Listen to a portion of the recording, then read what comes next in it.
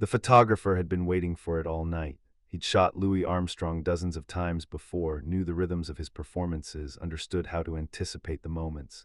And the moment he was waiting for came reliably, inevitably, somewhere in the middle of the second song. Louis's right hand would move to his jacket pocket. The white handkerchief would appear, brilliant against the dark fabric. He'd wipe his forehead or wave it slightly toward the audience, or simply hold it while his left hand brought the trumpet to his lips. And then it would disappear back into the pocket, only to reappear again minutes later. The photographer pressed the shutter, got the shot, another frame for the archive, Louis Armstrong with the white handkerchief, one of thousands such photographs spanning 5 decades of performance. The handkerchief was so consistently present, so reliably there, that photographers stopped thinking of it as noteworthy.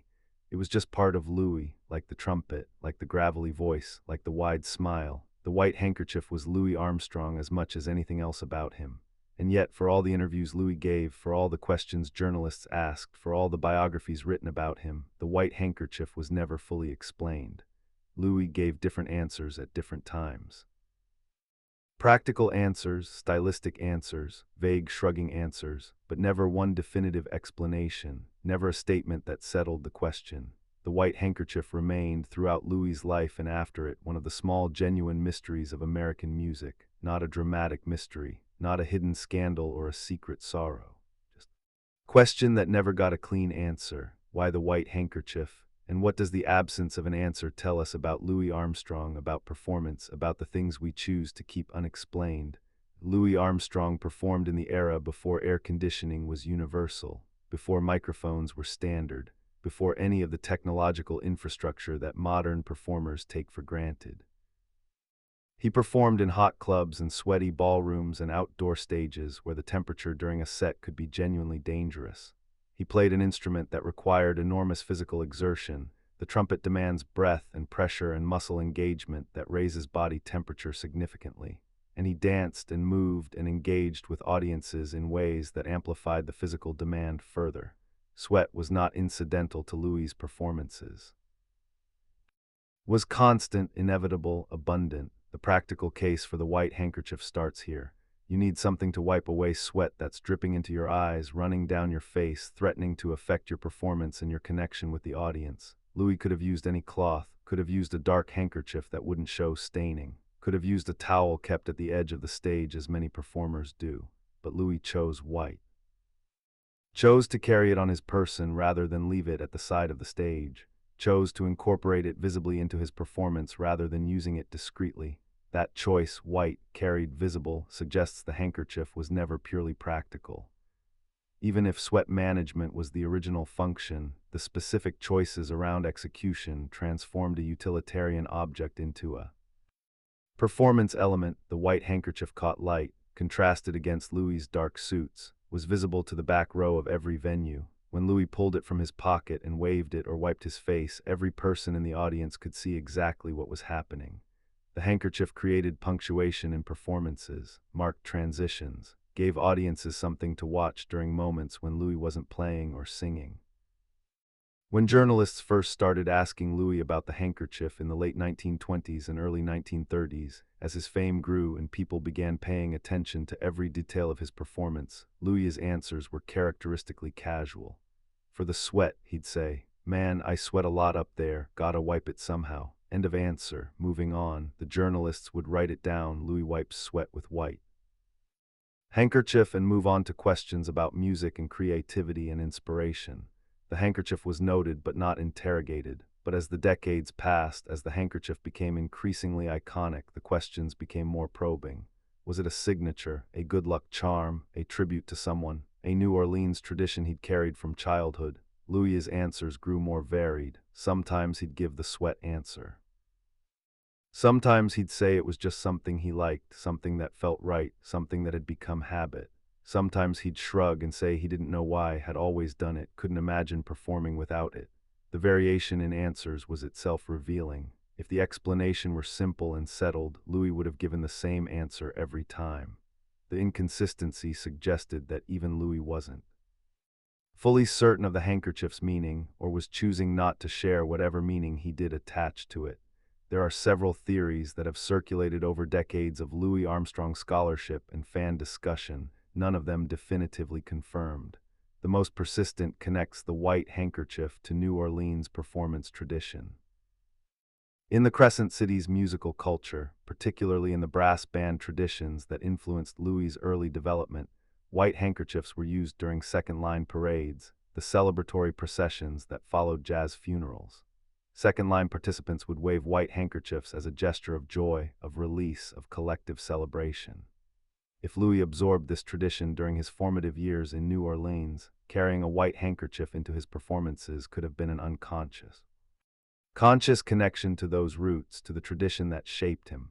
Another theory connects the handkerchief to specific mentors or figures from Louis's early life. King Oliver, Louis's most important mentor, performed with a handkerchief. Some accounts suggest this, though documentation is less clear than with Louis. If Louis adopted the handkerchief from Oliver, it would represent the kind of unconscious absorption of a mentor's mannerisms that musicians often experience. You imitate who you admire, often without realizing you're doing it. The handkerchief could have started as tribute and become habit before Louis fully registered the transition. A third theory is more psychological and resonates with what we know about performance anxiety and ritual. Louis Armstrong, despite his extraordinary talent and decades of experience, was known to experience nervousness before performances, not paralyzing stage fright, but the genuine anxiety that thoughtful performers often feel before exposing themselves to audience judgment. Rituals help manage that anxiety. The pre-performance routine, the specific sequence of preparation, the objects that anchor you in moments of uncertainty.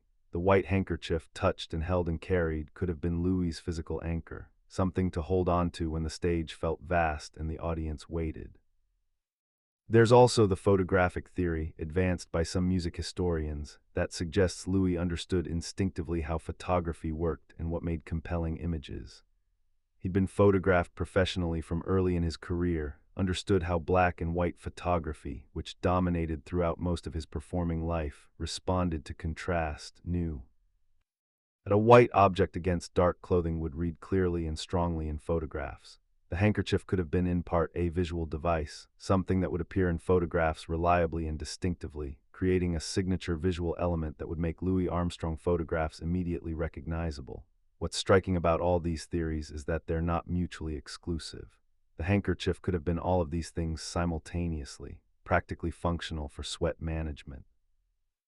Culturally connected to New Orleans tradition, unconsciously inherited from King Oliver, psychologically grounding in moments of performance anxiety, visually calculated for photographic impact. Objects that become iconic signatures often become so precisely because they serve multiple functions simultaneously, accumulating meaning over time, until the object contains more significance than any single explanation can capture. Lucille Wilson Armstrong, who knew Louis more intimately than anyone during the last 30 years of his life, was asked about the handkerchief in interviews after Louis's death.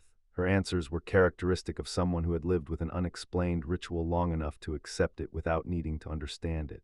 "He always had it," she'd say, "from the first time I saw him perform." Always the white handkerchief. When pressed for explanation, Lucille would essentially repeat what Louis had said. For the sweat, it's his style, always done it. She didn't know the deeper reason, if there was one, or she knew and respected Louis's choice not to explain. Other musicians who worked with Louis over the decades were similarly uncertain. Band members would see Louis pull out the handkerchief night after night and think nothing of it after a while. It was just Louis, part of the performance as inevitable as the trumpet. Nobody asked about it because it stopped being remarkable once you'd seen it enough times. And Louis never offered explanation unprompted, never brought it up himself, never gave any indication that he thought the handkerchief required justification or discussion. The objects that become our signatures are often the ones we can't fully explain. Ask someone why they always wear a particular piece of jewelry and they'll often give you a partial answer. It was a gift, or it's just something they do, or it feels wrong not to have it. The full answer, what it does for them psychologically, what it means symbolically, what it connects them to, is often not fully accessible even to the person whose signature the object has become. Louis may genuinely not have known why the white handkerchief mattered, or may have known at one level and been unable or unwilling to articulate it at another. or may have decided that some things work better unexplained. There's a performance philosophy in that last possibility that aligns with how Louis talked about music. He was often resistant to over-explanation of his art. When asked to explain his improvisations, to break down what he was doing harmonically or rhythmically, Louis would sometimes get impatient. "I'm just playing," he'd say. "Don't think about it too much, just listen." The music worked because it worked. Analysis risked killing what made it live. The same logic might apply to the handkerchief. Explaining it might diminish it, might reduce a multi-layered symbol to a single insufficient definition. Better to let it remain what it was: immediately recognizable, personally meaningful, publicly mysterious. The white handkerchief became so associated with Louis Armstrong that collectors of Armstrong memorabilia specifically sought out performances where the handkerchief was particularly prominent. Photographs showing Louis holding the handkerchief aloft, or caught mid-wipe, or tucking it back into his pocket with characteristic deliberation, command premium prices. The object that started as a personal performance element had become, through repetition and consistency and the accumulation of 50 years of photographic documentation, a cultural symbol. It was no longer just Louis's handkerchief. It was Louis Armstrong's handkerchief, belonging to him but also to the history of American music. When Louis died in July 1971, there were white handkerchiefs among his personal effects. At the Louis Armstrong House Museum in Queens, where his home has been preserved, handkerchiefs remain part of the archived collection, the physical objects behind the iconic image. Visitors to the museum can see them, ordinary white cloth squares, unremarkable in themselves, that became extraordinary through consistent, deliberate, unexplained use across 5 decades of performance.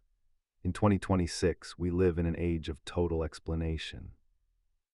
Social media gives us access to the reasoning behind every choice. Brands explain their logos, artists explain their symbols, celebrities explain their style decisions in interviews and podcast appearances and behind-the-scenes content.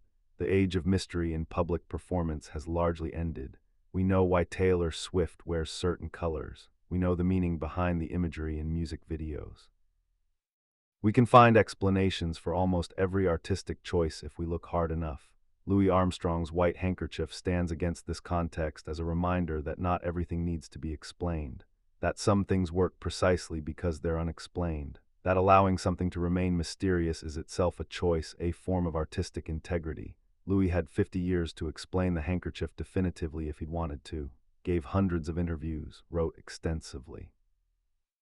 Could have settled the question at any point. He chose not to. Whether that was conscious artistic decision or just genuine uncertainty about something that had become too habitual to examine fully, the result was the same. The handkerchief retained its mystery. There's something valuable in that mystery for audiences. When we see Louis Armstrong photographs, the trumpet raised, the wide smile, the white handkerchief visible in pocket or hand, we bring our own meanings to that white square of cloth. We see the New Orleans tradition, or the tribute to King Oliver, or the sweat management, or the lucky charm, or whatever resonates with our own understanding of who Louis was and what his performance meant. The unexplained symbol becomes a vessel for multiple meanings simultaneously, more powerful than any single definition could make it. Louis Armstrong knew, through decades of performing and being watched and being photographed, that images accumulate power over time. The white handkerchief in the pocket, visible in thousands of photographs, had accumulated 50 years of power when Louis died, had become as iconic as the trumpet itself in some ways, more recognizable than his clothes, more consistent than his hairstyle, more present than any other element of his personal performance style except the instrument itself. Why the white handkerchief? The honest answer in 2026, as in 1971, is we don't fully know. Louis offered partial answers. Scholars have offered theories. The people who knew him have offered observations. But the definitive explanation, the one that closes the question and settles all speculation, was never given. And that absence is itself the answer. Some things resist explanation not because they're too complicated to explain, but because explanation would diminish them. The white handkerchief meant something to Louis that he either couldn't fully articulate or chose not to. And in that choice, to perform with it night after night for 50 years without ever fully explaining why, Louis Armstrong created one of the small, persistent mysteries of American music. The photographers kept shooting it. The fans kept watching for it. The handkerchief kept appearing performance after performance, year after year, decade after decade, until it became simply part of what Louis Armstrong was, not explained, not requiring explanation, just there, white against dark fabric, catching the light, wiping the sweat of genius from the forehead of the greatest trumpet player who ever lived. Some things don't need to be understood to matter. Louis Armstrong's white handkerchief was one of them. It mattered, it was real, it was his, and it remained to the end beautifully, stubbornly, perfectly unexplained.